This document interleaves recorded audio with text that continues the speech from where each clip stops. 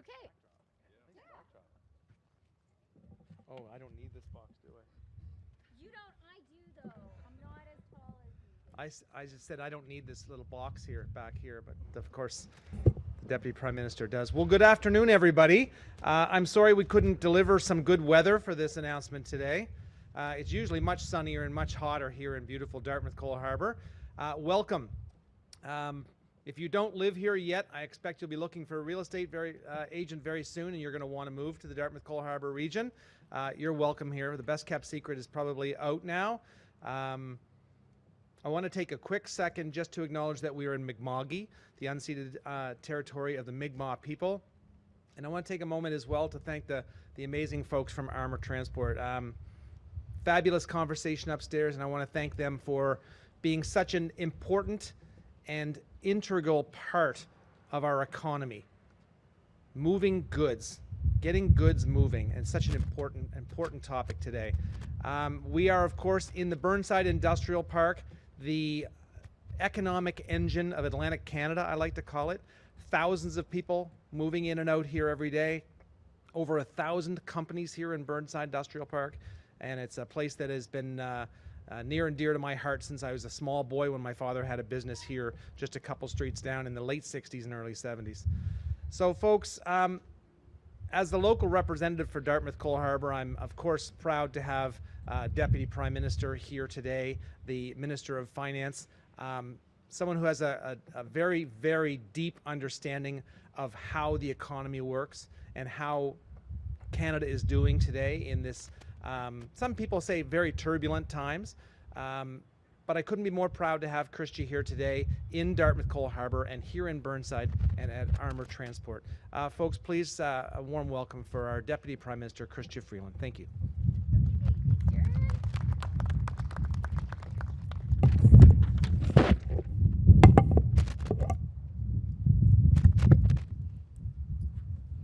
Okay, I'd like to begin by acknowledging that we're gathered in Mi'kma'ki, the ancestral and unceded territory of the Mi'kmaq people. I really want to thank my wonderful colleague, Darren Fisher. It is great to be here with him in Dartmouth. We've hung out in Dartmouth before, and he always introduces me to some of the amazing people who make Dartmouth and Nova Scotia and Canada such a wonderful place. And I do also really want to thank the people from Armour, who I've had the pleasure of spending a few hours with today. I really learned a lot. They had a few things they'd like me to fix. I'm going to work on that. And they have a very deep and granular insight into what's happening to the Canadian and US economy, because they move the stuff that makes our economy work. So I really, really learned a lot today, and I'm really grateful. And you know, I think all of us who are not truckers had an opportunity during COVID to realize who really does the essential work in our country. And truckers and trucking companies are among the most essential pieces of the Canadian economy. You know, they are literally the circulation system of our economy. So it was a pleasure and an honor to spend some time with you.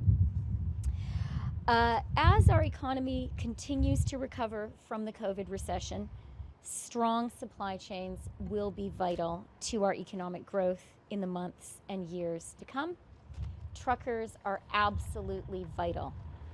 That's why our government has been working hard to keep our trucking industry strong.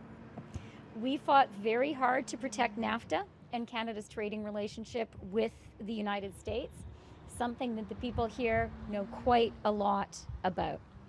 Pour s'assurer que l'industrie du camionnage demeure compétitive dans l'économie verte du demain, nous investissons pour aider à rendre les camions plus éco-énergétiques. Et nous aidons les entreprises à intégrer davantage de camions zéro émission dans leur parc du véhicule. Et nous aidons d'extraordinaires entreprises canadiennes comme celle-ci à embaucher et à offrir d'emplois bien rémunérés pour la classe moyenne. Nous le faisons en améliorant la mobilité de la main-d'œuvre et la reconnaissance des titres de compétences étrangers. In a world dealing with supply chain challenges, it's companies like Armour that are critical in keeping our shelves stocked and making life more affordable for Canadians. And right now, that's more important than ever.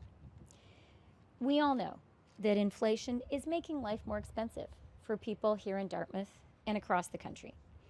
We also know that inflation is a global phenomenon. It's driven by Vladimir Putin's illegal invasion of Ukraine, by China's COVID-0 policies, and by the snarled supply chains that are affecting people and businesses around the world. But I know that Canadians are feeling it when they go to buy their groceries. I know they're feeling it when they go to fill up their cars or trucks with gas. So what is our government doing to help Canadians weather this latest storm? For the Canadians who need it most, our government has an affordability plan to help directly with the rising cost of living. Our affordability plan includes an enhanced Canada Workers benefit that will put up to $2,400 more into the pockets of low-income families. We're cutting childcare fees by an average of 50% by the end of this year. There is a 10% increase in old age security for seniors 75 and over. That started last month. Dental care for Canadians with income under $90,000 per year, beginning with children under 12. And again, that's going to begin this year. A $500 payment to help people who rent and who are struggling with the cost of housing. Again, that's going to come this year. And then, of course, our main support programs, including the Canada Child Benefit, the GST credit, the Canada Pension Plan, old age security, and the GIS, the Guaranteed Income Supplement, are indexed to inflation and will be increasing. So what does that mean specifically for the people here? For a couple here in Dartmouth with an income of $45,000 and a child in daycare, this affordability plan could mean roughly an additional $7,300 on top of existing benefits this fiscal year. A senior with a disability living in, say, Cape Breton could benefit from over $2,500 more this year than she received last year. Il est important de garder à l'esprit que ces mesures ne viendront pas empirer les choses. Elles sont prévues dans notre cadre financier côté AAA. Elles ont également été prises en compte dans le budget responsable que nous avons déposé en avril. Dans ce budget, nous nous sommes engagés à réduire de façon responsable les dépenses gouvernementales de 9 milliards de dollars. But for the Canadians who need the support the most, for the most vulnerable Canadians among us, these measures represent new money that they did not receive last year, and these measures will make life affordable at exactly the right time. This is a difficult time for people around the world, and it's a challenging time for Canadians too. But thanks to companies like Armour and the amazing people who work here, there is absolutely no doubt in my mind that there is no country in the whole world better positioned to weather the economic storm that the world is facing than Canada. We're really, really lucky, and Canada absolutely is the country which is in the best place to get through today's challenges. Thank you very much. I'm happy to take your questions. Minister, what was it that... And give me 30 seconds to fold up my papers, because otherwise they're going to fly all over the place. Sure. Okay, please. I'm Paul Bacon with All Nova Scotia. Good afternoon. Hi. What specifically does Armour want you to fix? I think that you can talk to Armour about that. But one thing that I heard loud and clear from them that I have actually been hearing from trucking companies across the country, and indeed from companies in a lot of different sectors, is we have labor force shortages in Canada. And we talked about two specific ways that we can do a better job of filling those labor shortages. One of them is immigration. I think, as finance minister, one of Canada's real economic strengths today is we are probably the country in the world, certainly the industrialized country in the world, which is the best at welcoming immigrants. And actually, Atlantic Canada has really been showing that recently with your special Atlantic Canada program. But I think we need to do even better. We have jobs that need to be done in Canada. There are lots of people all over the world who would love to come here and do those jobs, and we talked about some specific ways to help make that happen. The second thing we talked about is training. And again, here, I do think that the federal government, working with employers, working with unions, working with provinces and territories, needs to really focus on the sectors of the economy where we have a shortage of people with the training they need to do those jobs. And it's just common sense. We need to help those people get that training so they can do those jobs. So it was actually a very helpful conversation for me, sort of understanding the specific choke points and talking about what we can do about it. Are there things about what you heard inside that you could talk to us about? A little bit about what you heard? I just did. Is short term, is the solution the training programs you talked about? Immigration would be a longer term solution to the labor shortage. Yeah, I think the solution is both.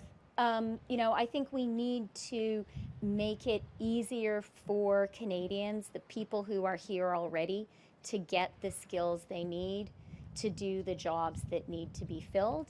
And that's something we're working on already. It's something that companies like Armour are very focused on. It's something provincial governments are focused on. But look, I think that we can and should do better. And, for sure, immigration is a long-term solution. It's also a medium-term solution, and it's also a solution for tomorrow. And I think we have to work hard on that too.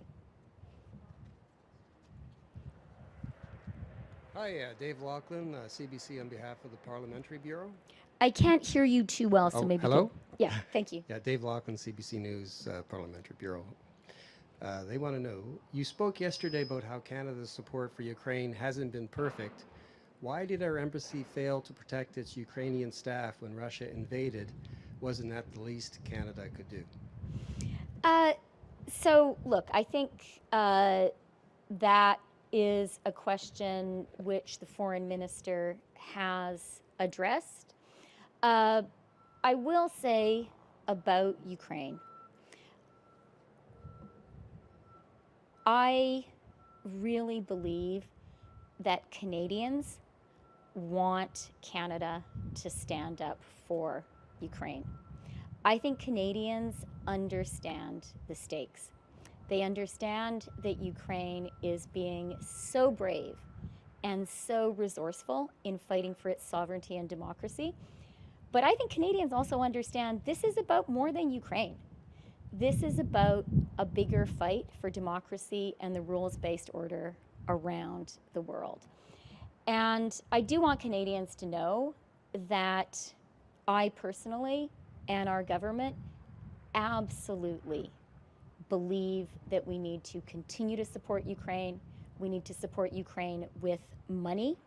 And Canada has been probably the most effective Western country at getting our promised donations into the bank account of the government of Ukraine. And I'm proud of that, and that's something we're going to continue to do.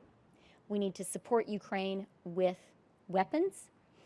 One of my colleagues had an announcement today about Operation Unifier. We need to continue to provide that military support, and we need to keep on stepping up the sanctions on Russia, ratcheting up the pressure.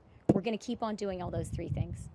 Okay, and they have a follow. How is it possible that with all the briefings and international networking you've done on this conflict, that you weren't aware of the threat to vulnerable local staff of a Western embassy like Canada's It was widely reported as fact by Western news outlets at the time. Again, let me just be very clear, really about two things. I would not claim that our government has been perfect in anything. No government is, and we haven't been perfect in our support for Ukraine.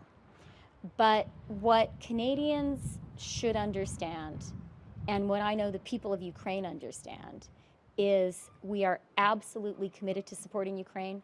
We have supported Ukraine very strongly up until today, and we're going to continue to do that. And I think as Canadians, we can hold our heads up high and really be confident that Canada is among the leaders in the Western Alliance when it comes to support for Ukraine. Thank you.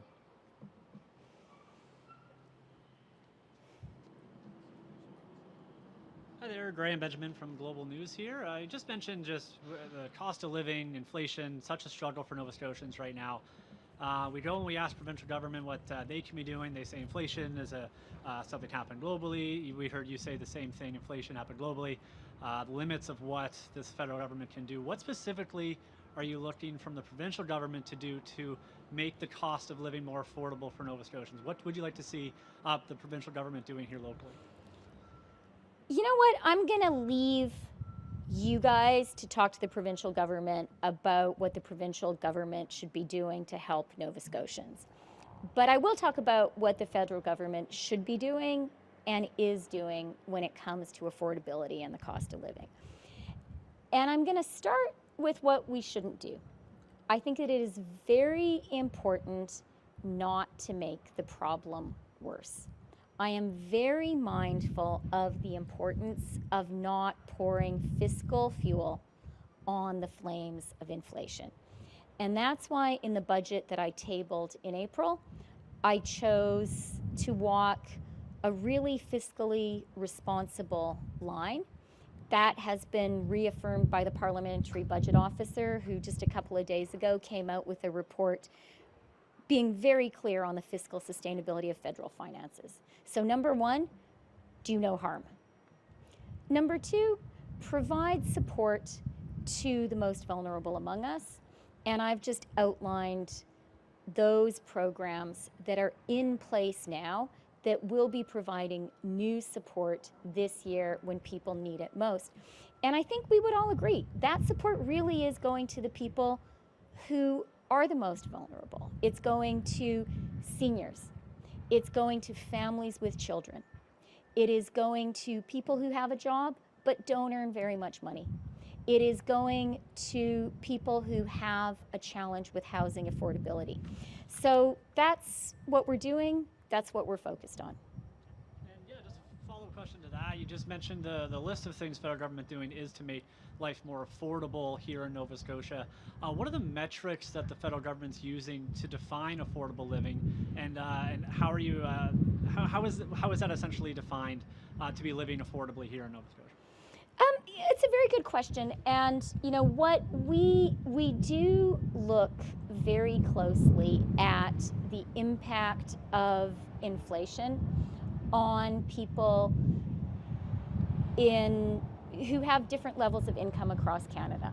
We tend to divide Canadians into, economists do this all the time, we divide Canadians into quintiles, you know, the bottom 20%, the next 20%, and so on. And looking at the impact of inflation on each group is something we've really focused on in thinking about putting these programs in place. The final thing that I should say, and being here at Armour has actually really cheered me up, is, you know, I always think the best way to deal with the cost of living is to have a good job. You know, I think if all of us think about our own lives, how do you pay the bills? How do you pay the rent or your mortgage? By having a job. And the good news about Canada today, and I heard it directly from people here, is there are a lot of jobs available. Good, well-paying jobs working for decent employers. That has not always been the situation. Unemployment in Canada is lower than we have ever seen it as long as we've kept records. And from my perspective, that's probably the single best thing we as a country can do, whether it's employers or the federal government or the provincial government, to support people with affordability.